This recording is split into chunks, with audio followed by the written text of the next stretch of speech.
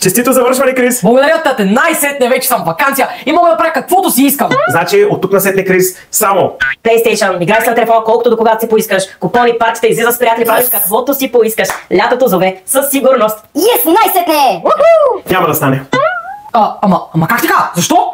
Сега говорих с майка ти, каза, че уроците по математика и български продължава, не. така че и лятото ще ходиш на уроци. Но това е на програма, разбираш. Ама как така ти нарека, че ще си почивам, приятели?